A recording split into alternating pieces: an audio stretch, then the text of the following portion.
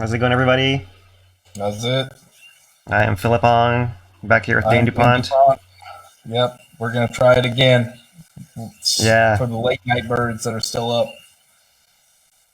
yeah. So we're So gonna yeah, give you guys a little summary of the eruption of Kīlauea that began last night. Go ahead, Dane. Sorry. no. We are gonna go back through whatever we can. There's been more footage released by USGS at HVO, which is we're gonna kind of break down and go through, and you can see kind of one of them here. And this is a time lapse from the Kīlauea summit looking down into the Hawaiʻi crater that shows where the first fissures, these first spatter areas came up through. And this really is, revealing in some ways. This is, we have more info now. Yeah, absolutely. Yeah. So I mean, this is really the most complete record of the eruption beginning that we've gotten so far. This is the thermal camera that's run by the USGS Hawaiian Volcano Observatory. And so we're going to show you guys lots of USGS data today that they've been sharing through their Twitter and Facebook and their own website as well. So we're going to try to kind of go through this all one time, and when we get to the end, we'll just kind of end it so you guys can kind of watch it all the way through once, and then we'll kind of update as we get more information in the future. As we don't know how long this eruption is going to last. Kind of to answer that right off the bat, the range has been of eruptions in the past, a few hours to as long as a month. Definitely not a long-lived kind of event, kind of fairly short-lived, on average, maybe 2 weeks or less, so that's more or less the expectation kind of going forward. Dane? Yeah, it's been an event that we've been talking about for 3 weeks at least, more like 2 years.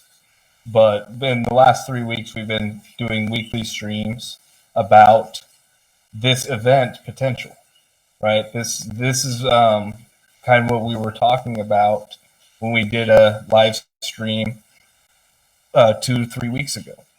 An eruption contained within the Hawaiʻi crater that gets rid of the water lake and replaces it with a lava lake.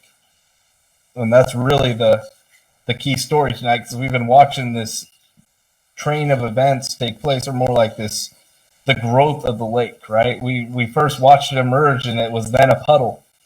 And then we went to the pond, right? It was the Hawaiʻi crater pond. And then it got deep. And then it became the Hawaiʻi lake, basically.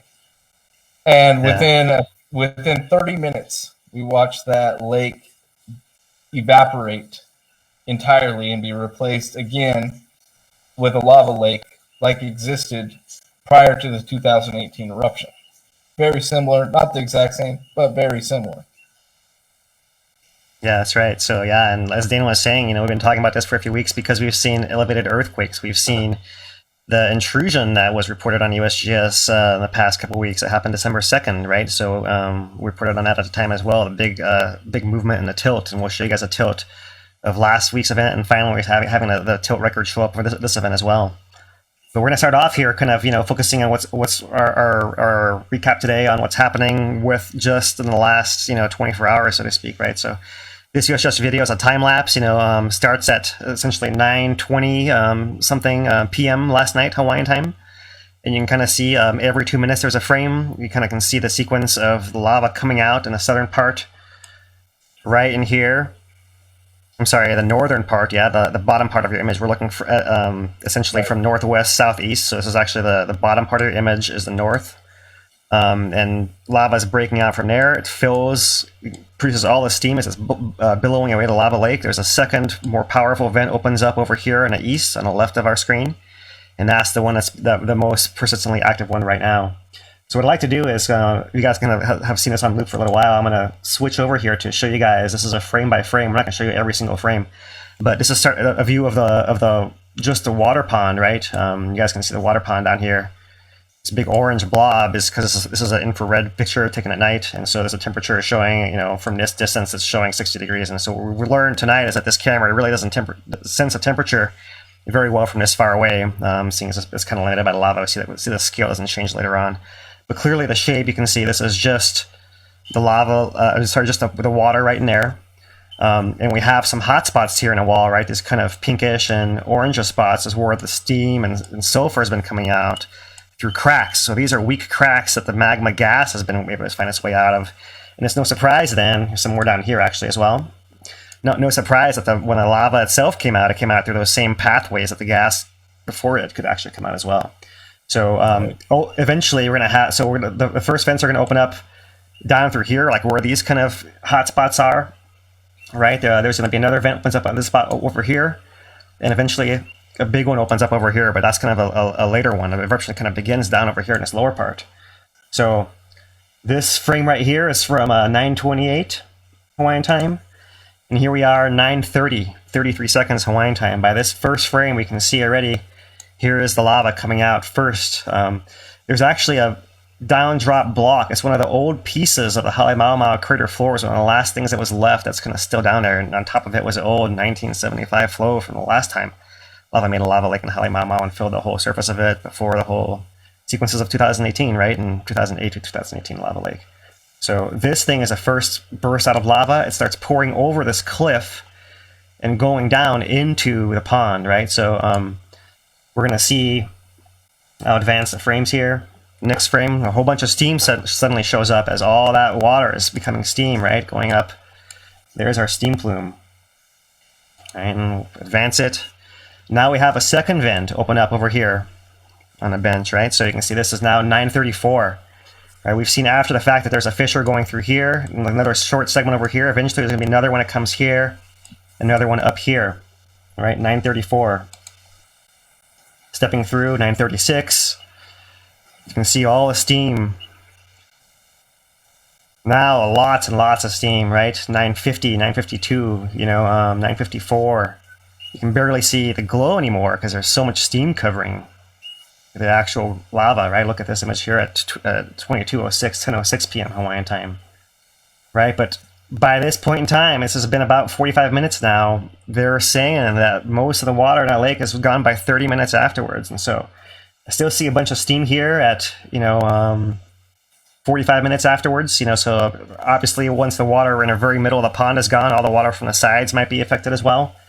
So until you actually burn a hole through the whole water table, you're going to have quite a lot of steam. Next important event here is about 10:24, not quite 10:30, maybe one frame before that. We can see some glow already up here, 10:22, 10:20. We actually have another, this is where the biggest vent that's open so far is actually open. Yeah, so when our other broadcast, I was calling this one event A and this one B and event C, but if we're going by fissure numbering sequence like we were doing, in 2018, then actually this would be fissure 1, this one would be fissure 2, and this would be fissure 3, right, of this particular eruption, as far as the order that they actually opened up in, right? And so from there, that one kind of grows, and you can kind of see that there's quite a lot of steam still, so, quite a lot of heat as that fissure came up through a different part of the crater wall right through there. And by this point in time, now we're seeing 23:14, there's still quite a lot of steam, 23:18. By 23:20, not so much steam in there anymore, right? Maybe by this point in time we can say, there's definitely no more water down in here. This is all lava, right? All lava down in there. Right, and it's interesting, there's like one kind of darker spot, it's like a piece of crust right here, yeah? You can kind of see it. Frame to frame, it's kind of moving around. And it's riding on top of that lava lake. Getting broken apart right there, right? See, now we have this other vent, and we have this big lava falls. It's actually maxing out the camera. A camera over here is still showing 90. So, right, like it's not even seeing the detail in here past 90. It just knows it's beyond 90. And it's just whited out. There's no kind of no structure in there, and that's why we'll minimize this one. I'll show you guys this in full sequence once again. You can kind of see that once through. There's all the steam. The steam's about to be gone. There's a vent opens up on the east flank. Now all the water's gone. Just lava down there, and there, that was it from start to finish, right? So what I'll show you guys is that USGS has been putting out these images through their Twitter. Here's a Twitter USGS Volcanoes handle, right, that they're showing video in color. I can show you guys here. Let's show you guys. Let's pull it up for you guys over here. Is it that one? No, it's this one right here. So this is the earlier video they put out in color of that lava lake. You guys can see the fountain right here. This is that fountain 3, yeah. Right in here is the lava lake. Fissure 1 would be here. 2 would be right in here, right? So you can see no more water, clear because there's no steam. And the next video put out, this one was put out at what time, Dan, the second video? Oh. Midnight, something like that? Sure. I want to say midnight. And so here you can see that same kind of end coming down, filling the lake. Right now we have this kind of mound of rock here in the middle. They're zooming in so you can kind of get a better view of this mound of rock. It looks like it might be the crust. Clearly there is some kind of, maybe some kind of island. It's kind of hard to tell what's going on in there. It doesn't seem like it's really moving at all. The flow is moving around it, around this southern caldera wall and kind of around the north and kind of probably going underneath the crust you guys see right here. That's also true coming in from the north, like over the cascade, right? So go back to this video, you can kind of see, since it doesn't pan out as much. Right in there, these vents, we're looking almost straight down on a vertical wall, right? This is almost like the western, north and northwestern side. It's hard to tell exactly, just from this perspective. But there is a lava going down, kind of diving under the crust. Here's the beginning of that little island. Lava's going under the crust over here too. You see bubbling all through here, bubbling through here, bubbling through there, and then this looks more like a lava flow on the surface, but there is some bubbling happening over here too. And then it's going to dive back under, right? So you probably have some kind of circulation that goes like this. Something like that on the lake right now. You know, although who can tell when we have this big blob of rock actually forming in there. So USGS is also active on Facebook. Here is that same similar kind of image they put out. This one from 2:15 a.m. So a little more recent. Right, what they've reported in these videos and images is that the lava has been rising at a rate of something like 10 meters a minute. I'm sorry, an hour, 10 meters an hour, right? That's about 30 feet. To the point where it was almost reaching the bottom of that block, right? So it's kind of hard to tell, but there's this fissure, middle one right over here, and this one over here. These are on top of this block that I've kind of outlined like this. That's kind of the edge of the block right there. That's a piece of the old Halemaua crater floor. And you can kind of tell because right here, this fissure lava channel is open and glowing bright red.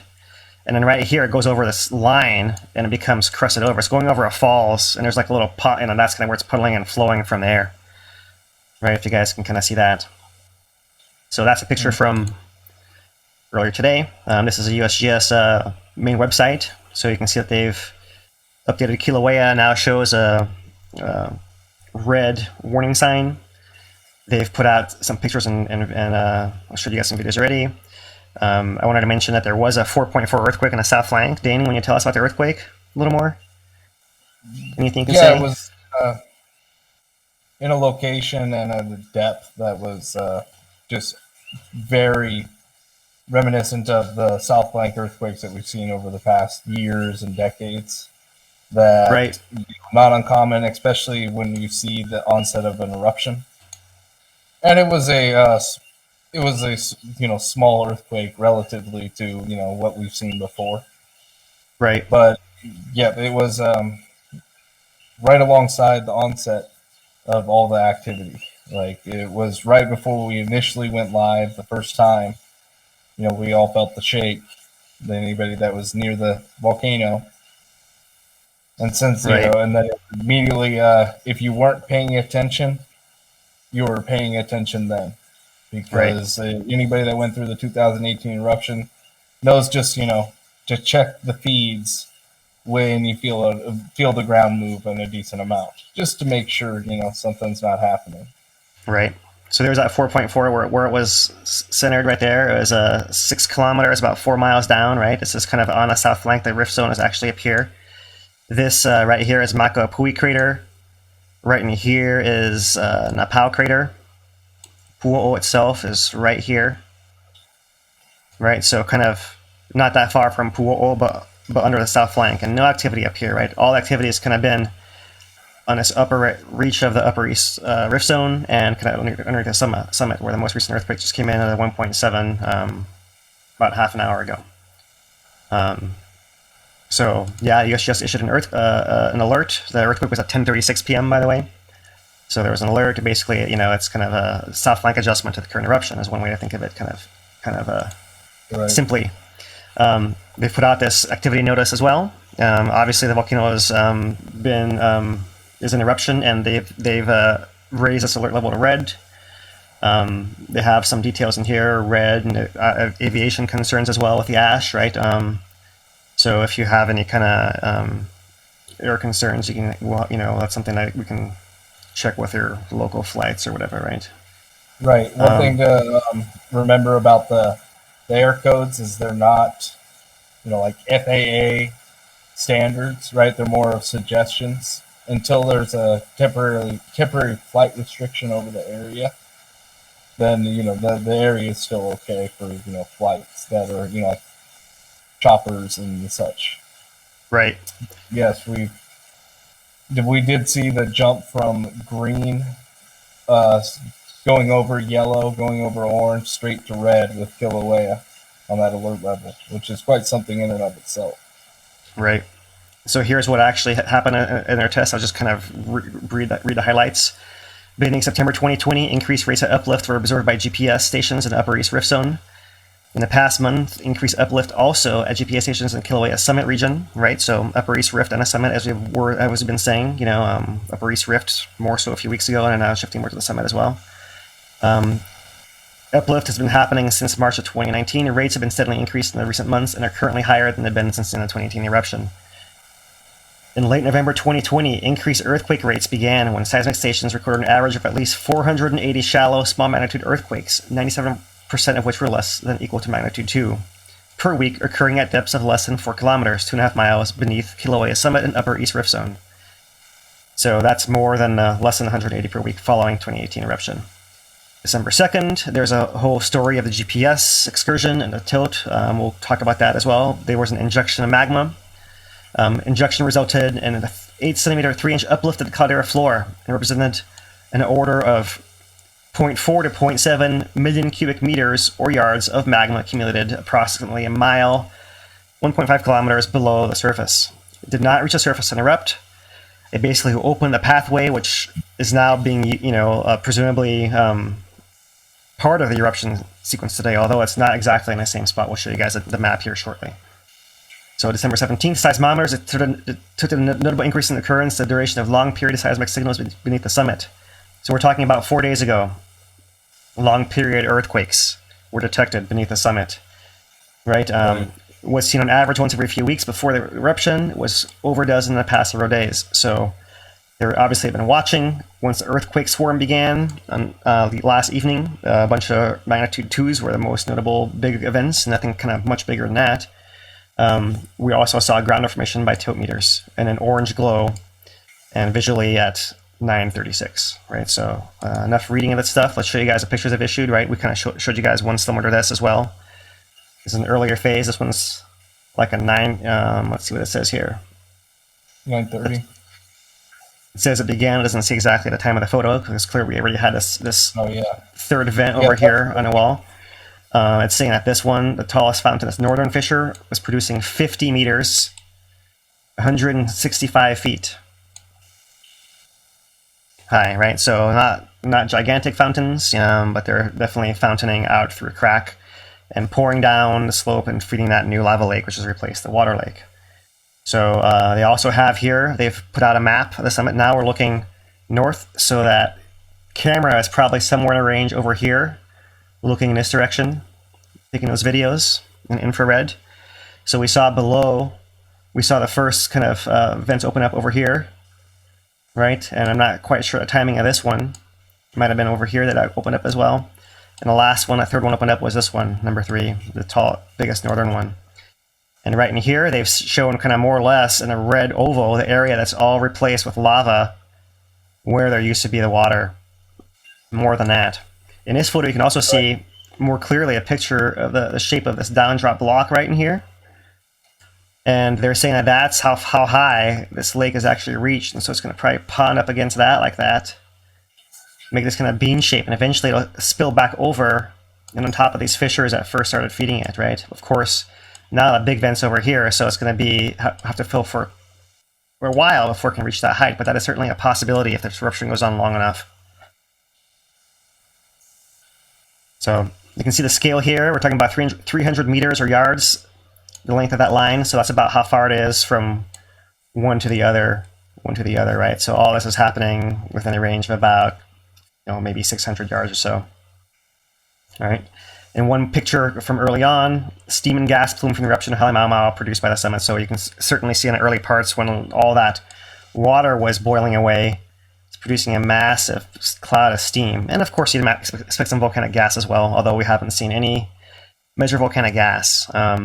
Dane, you want to talk about the why or what USGS said about gas measurements? Right. They were USGS put out a thing in their comment in their Twitter that was basically saying that in order to take accurate SO2 measurements, they're going to need it to be daylight. The spectrometer that they use to take the measurements is the precise measurements is much better than the monitoring that would be available 24/7 on, say, USGS's site that we were showing earlier. Right. So basically, wait till the sun rises, and then they'll go out and take care of it and find out a good measurement.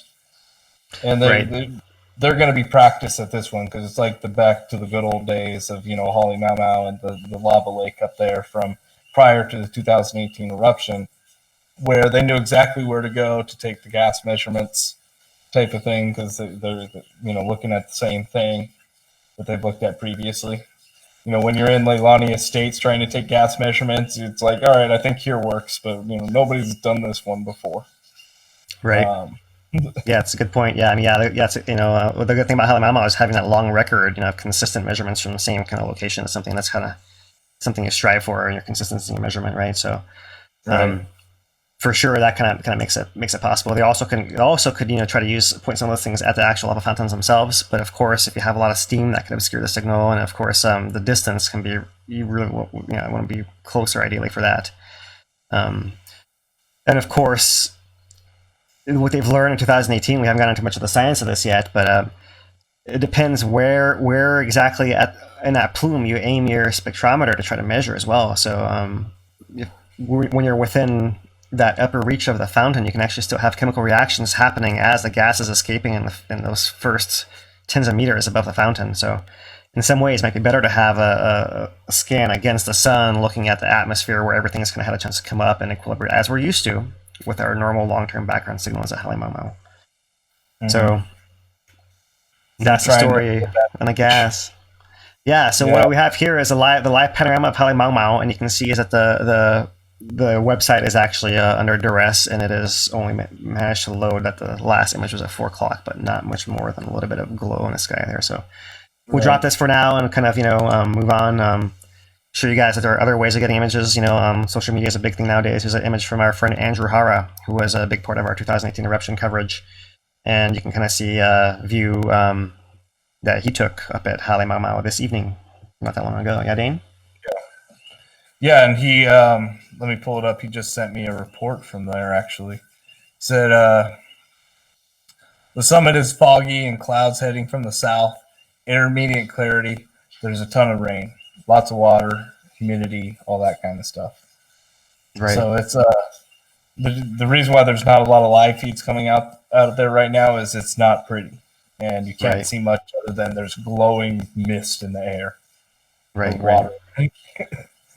But yeah, this was the image he took just in one of those intermediate areas where you could actually see, through it a little bit. Right. You can see that back wall of the crater there where, that's the new cliff. Right there, the collapse and the glow. That kind of, reminds you of the old view of Halemaumau from Wikahuna Jagger Museum, right? Except the pit's much bigger and deeper, and the lava is way down there, and it's doing something slightly different. Yeah, obviously, giant gushing. Right. Although, of course, that amount of gushing might have been kind of normal under a lava lake. We just never could see it. And, that's something we'll talk about later. Yeah, exactly, yeah.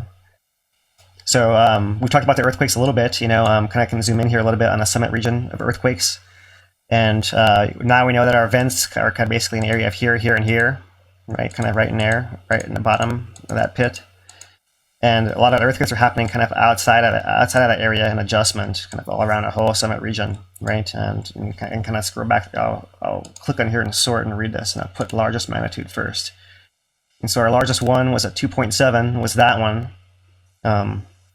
half mile underground, 1K down. This one is quarter mile underground, 2.7, 2.6, 2.6, 2.5. Hopefully you guys can see them lighting up blue. They're kind of all in this region right in here, right?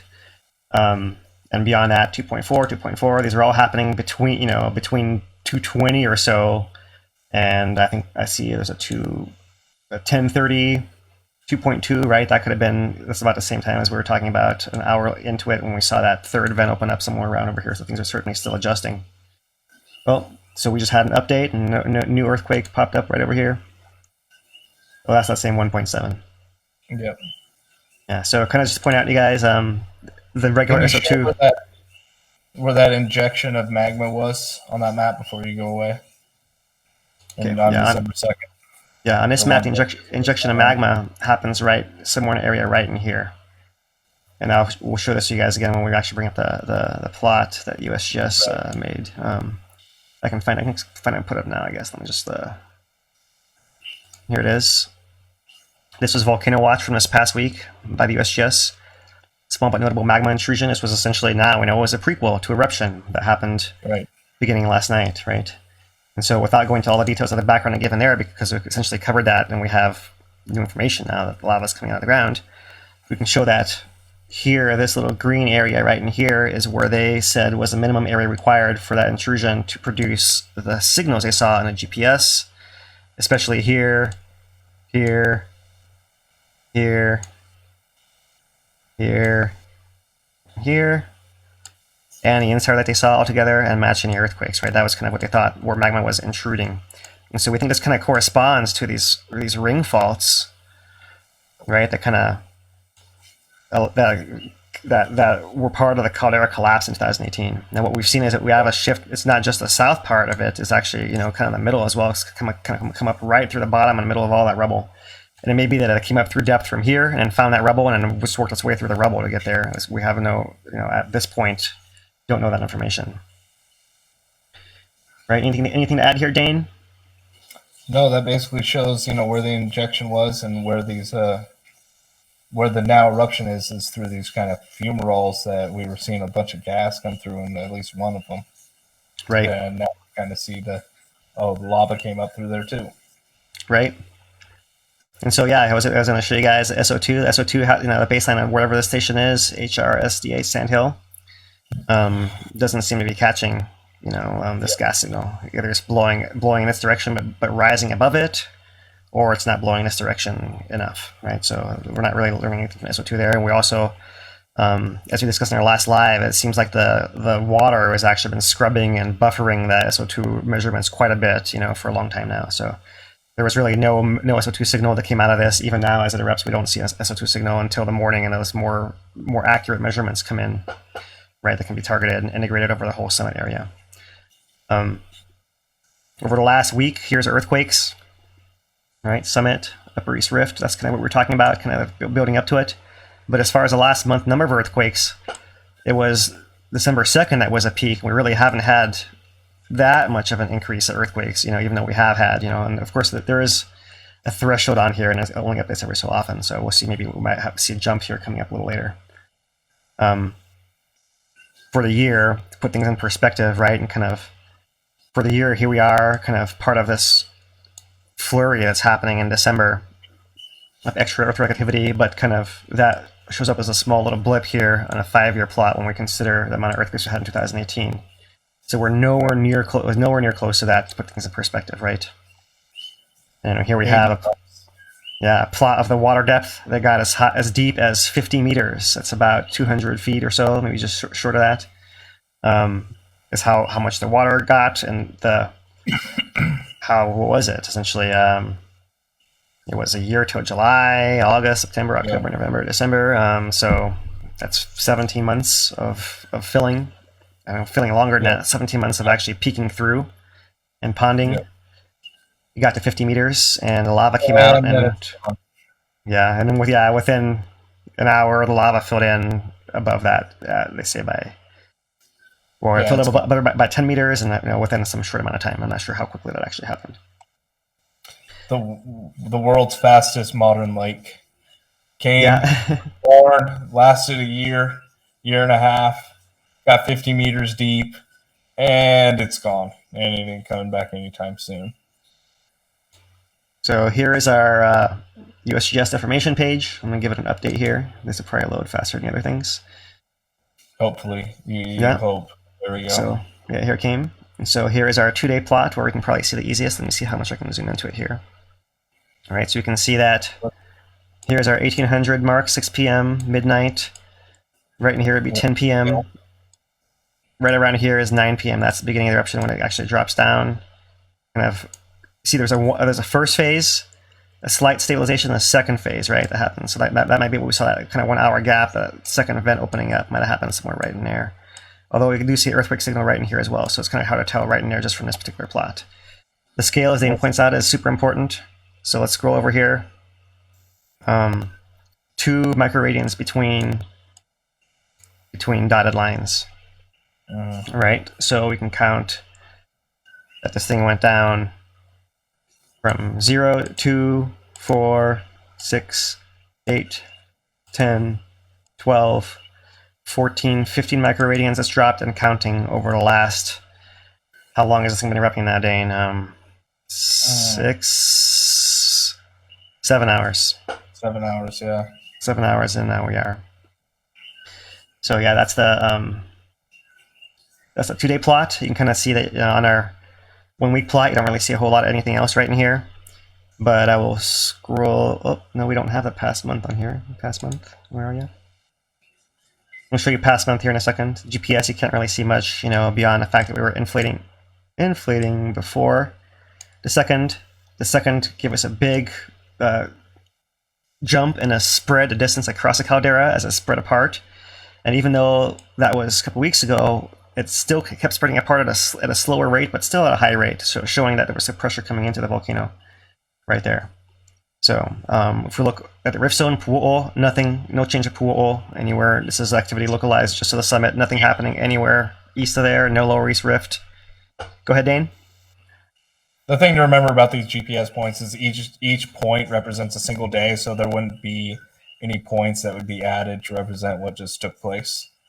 That's right. So we're looking in these plots, especially on these GPS, the lead up to, not including the eruption. Strictly. Right. Yeah, exactly. Yeah. So yeah, this is the lead up, setting the scene, and only in the context of what happened 2 weeks ago, December 2nd, can we really talk about that on this plot. We can't really talk about what's happening today on this plot yet, until maybe 2 days from now we'll start seeing the data actually appear and get plotted on here.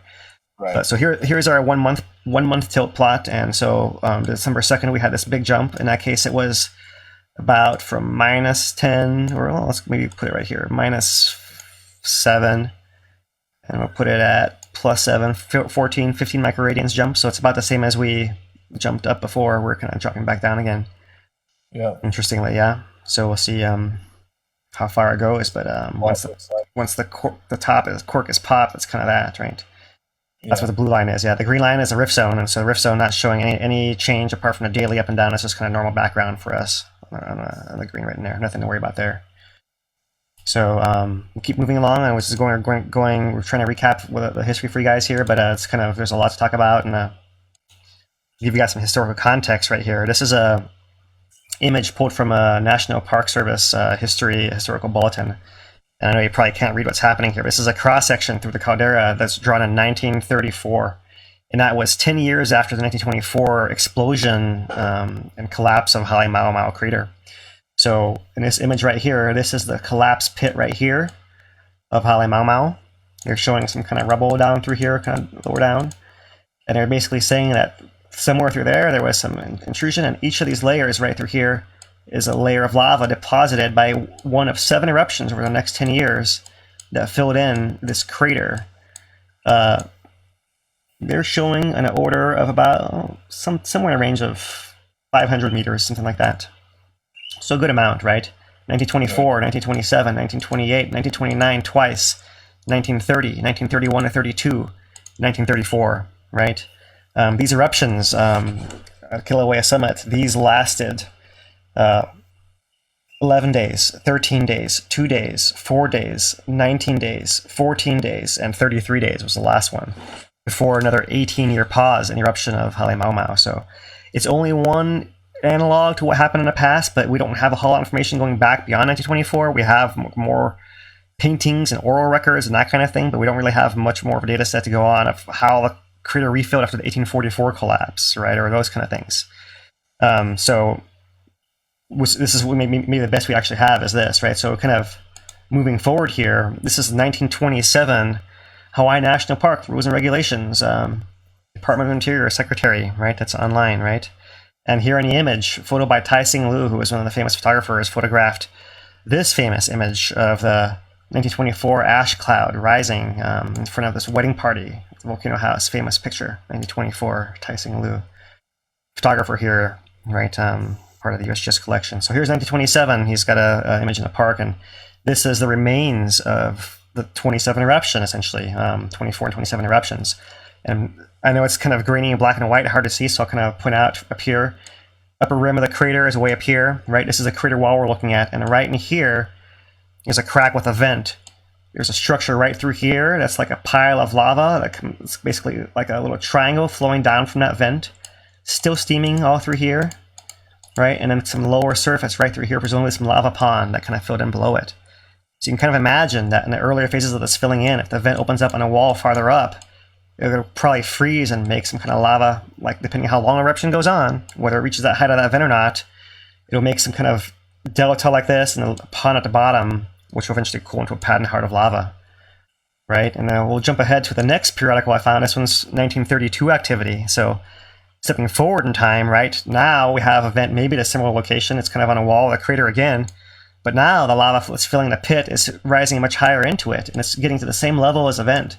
This is something that happened historically at Kīlauea as well, where in that case, the lava actually got high enough to drown a vent and actually stop the eruption for hours at a time for it repressurized, refountain, and burst out in kind of episodic fountaining. You know, that was kind of one of the spectacular parts of Kīlauea. But that was a lot different than this because Kīlauea showed a whole different earthquake signals of magma coming from much deeper before that. So just kind of pointing out what people might be visually used to, pictures of Kīlauea, going to the national park, seeing that picture of Kīlauea with the vent, with the pu'u, the cinder cone behind it, with a lava lake in the foreground, right? That kind of visual is what we could see at some point, you know, whether it's this eruption or the next one after that, right? Because the pattern is lots of short eruptions every year, every couple of years, following one of these big collapses, kind of refill the hole, repave the crater floor, refill the whole thing before it kind of goes back to what we consider to be our normal background normal, right? Right. Which has not been having a lake of water in there. Yeah. So No. it's kind of been a novelty for it was a novelty for less than 2 years. Yeah. So that's 32 activity right in here. And you can see that back in those days, they actually opened overlook at Halemaumau, right? This overlook doesn't exist. This overlook is not at the bottom of the collapse pit, right? Or on the edge of it. Right, so it's not possible to open this spot, but you know there are places that the park could consider. You know, of course, we have different legal environment now. We had 100 years ago, almost 100 years ago. So just one thing of note is the images that we've shown looking into the pit where you can see the lava. There is a 0% chance exactly that you will be able to see that in person if you try and go to Hawaii Volcanoes National Park today.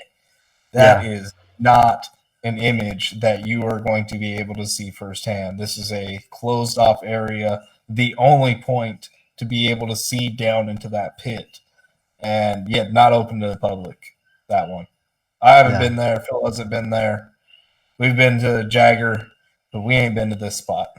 Don't know a lot of people that have been to this spot, so you're not getting there today. Like, don't. You're thinking like, oh, I'm gonna go up to the thing and I'm gonna live stream myself up there looking down in the pit. No, you're not. You go up there and check the glow out, but that's about it. Yeah, and I guarantee you that USGS has got 24-hour mod. They got staff all over the place up there. That civil defense, is involved as well. So it's kind of it's in a place that I've been saying should have been open for the last 2 years, right? The whole western rim of the caldera. And the Crater Rim Trail, and of course there's a lot of big cracks, and there was a concern about ash and all of that, but the bottom line is that only officials are allowed there now, and there's no other way to get there at this point. So we'll keep relying on them for these kind of videos. So kind of back to 1934 here. This is kind of a really bad slide scan of a 1934, but here's the Halemaumau parking lot right in here. No cars. These are people. These little line, there's two black lines of people lined up, right? To go, I don't know if they're taking turns to go out to the edge and see, or or looking from here exactly. You can see fountaining happening at points here in a crater floor. There's a lava lake kind of all in between, and a whole bunch of gas coming out of this thing as well. Right, that's kind of one of the few photographs in 1934 eruption. There is this painting as well, 1934.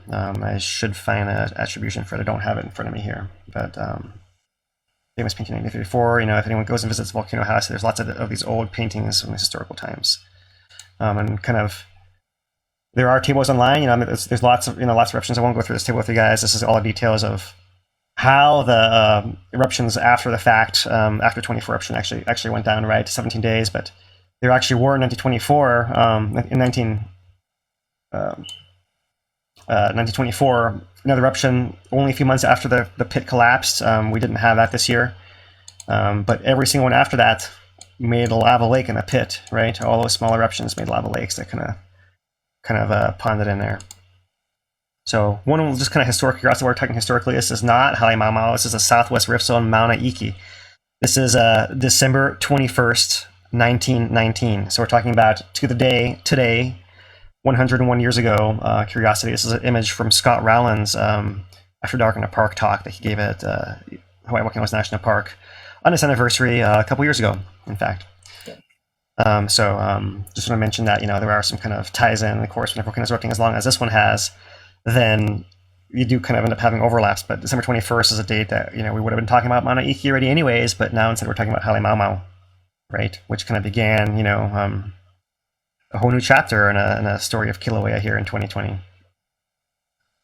Anything to add about historical stuff, Dane, before we move on to the news? Okay, so I'm ready for these news reporters that are all right, watching this thing in its entirety already.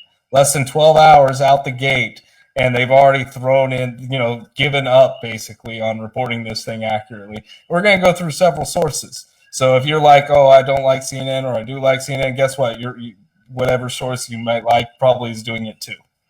So there are some better ones, but we're not going to focus on them. Good job, you guys. We're not calling out. Yeah, no, if you do not get mentioned, it didn't mean you didn't screw up, but it just means you're not getting mentioned. But there are plenty that have. There's basically the guys that have gotten it right. I've seen a few people get it right, but they're just basically quoting HVO and staying, close to that, which is probably the best bet for them. Yeah, who is that? Can you praise anyone before you start tearing into people here? Yeah, Fox News did a good job on it. AP looked like they did a pretty good report on it. Just looking over at cursory. But the Fox News we're talking about is the national one, not the affiliates, because right. The affiliate level, it gets bad. So here we have Kauai residents told to stay at home as Kilauea volcano erupts. Can you scroll down? Yeah. Then you see here, Hawaii County Civil Defense Agency has asked residents to stay indoors after the Kilauea volcano erupted following a series of earthquakes. It's like, guys, you couldn't write a more, fear-mongering, opening sentence if you tried. Civil Defense was talking specifically about a few areas downwind of the eruption for ashfall potential, right? We're not sure how bad it's going to be. Probably not going to be that bad, right? People might have to go wash their cars, or probably will. But that's the kind of stuff we're talking, right? Go disconnect the gutters to make sure it doesn't flow into your water tank with the ash in it, that kind of stuff. Right. But the stay at home is kind of just like, oh, yeah, just, don't go, run around outdoors like it's snowing type of advisory. These guys are acting like it's Mount St. Helens and literally have a video embedded in the same post that has images from Mount St. Helens as they talk about Kīlauea. Like, this is bait. If USGS has put out enough images and video for you guys to run a quick cut, edited in 20 minutes if you so care to do so. And this is not just, these guys. Let's go to the next one. Yeah, just to recap that, the civil defense message only has one line that says stay indoors with exposure to ash. Everything else is mostly about tsunami and earthquake and eruption. And when they talk about ash, they're talking about very specific areas: Pahala, Nalehu, Ocean View, those areas, Wood Valley. They're talking about areas specifically downwind of the eruption site. right? That have a small potential. All right, so on to the next one. Fox affiliate out of Orlando.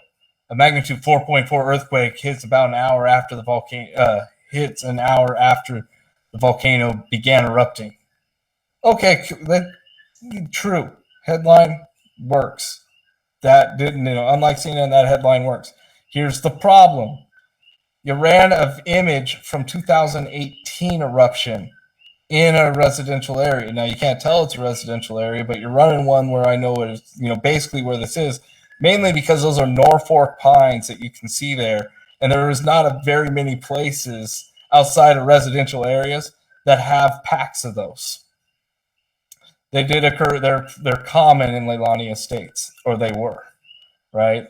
So it's kind of a giveaway, and this is just running, basically images that are from one of the most traumatizing eruptions in modern history in Hawaii. On an eruption, like 3 or 2 years later, that is one of the most calm and fine and okay and don't worry about it eruptions. It's the contrast is unbelievable when you see this kind of image. Right, it's like saying, like there was an asteroid coming through that came through the atmosphere, right, or a meteorite, and then showing a picture of one of the craters in Arizona or Russia, right? These huge craters. It's like you're just baiting at that point. All right, so sorry, but next one. So here's a real image. This is what's actually happening. In case you guys are kind of just catching this, that's what's really happening, and then. This is what's on the news. That's what's on the news. It's just a lack of trying. Again, or that one. Get a good head. Or that's in the news. Go to USGS, copy, Control V or Control C, Control V. It's not hard to get it right on this one, right? We're not asking you guys to go and send some photographer to Hawaii and take a photo independently. No, it's just literally use the publicly available stuff that is free for you to use and they want you to use. Just use USGS video right here. Instead of making up your own stuff, just use the stuff that is real. It's not hard to find. Right, so there was one last one that I wanted to talk about, and this was The Guardian, which, The Guardian. So, Kīlauea volcano erupts after earthquake on Hawaii's Big Island. Again, headlines fine. But you're showing an image of Fissure 8 from 2018.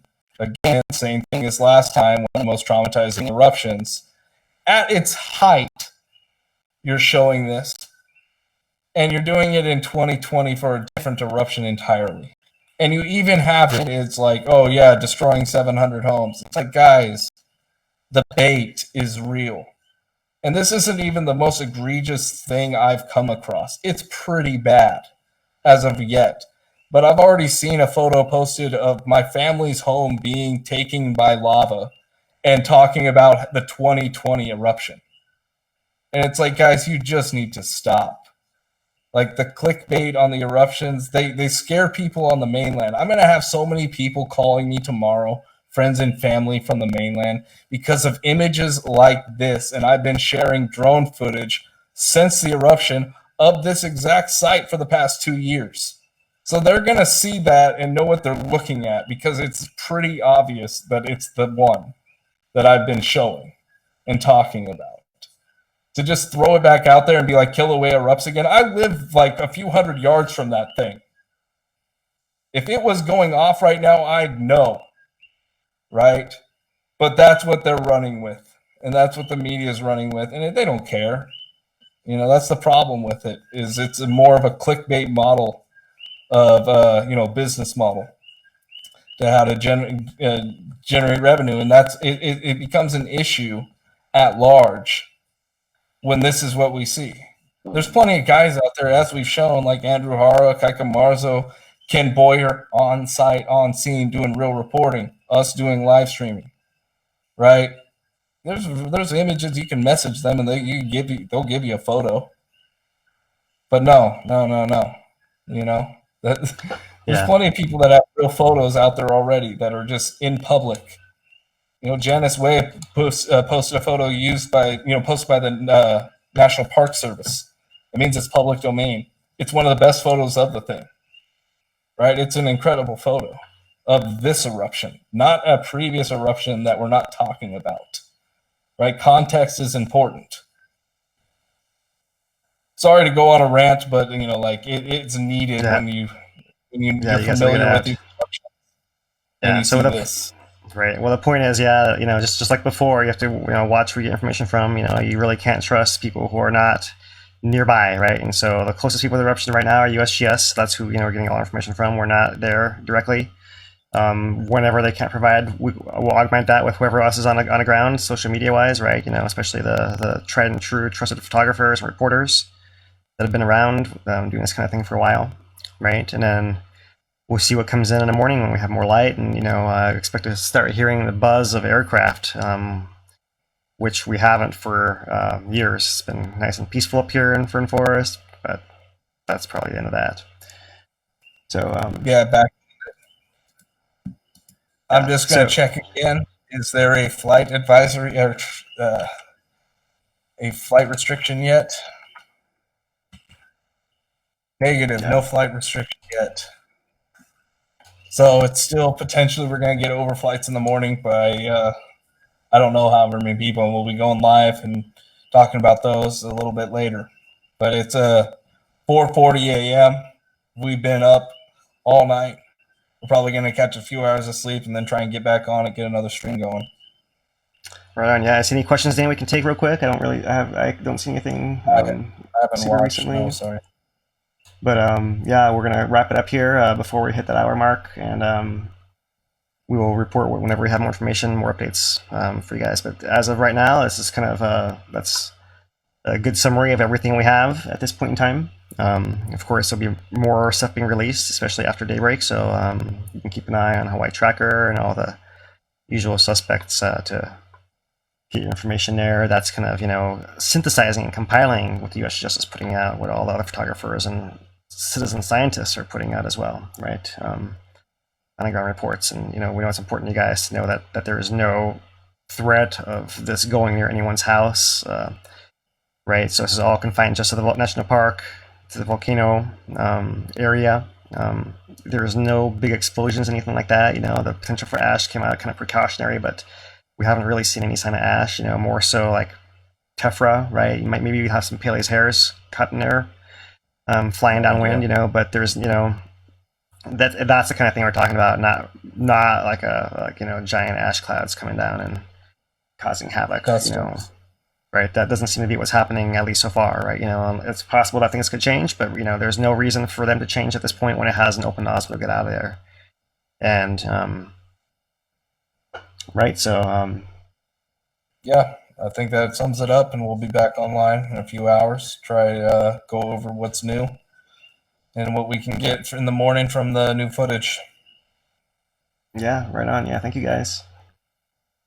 So we'll sign off, and until later, for Dan and myself, aloha.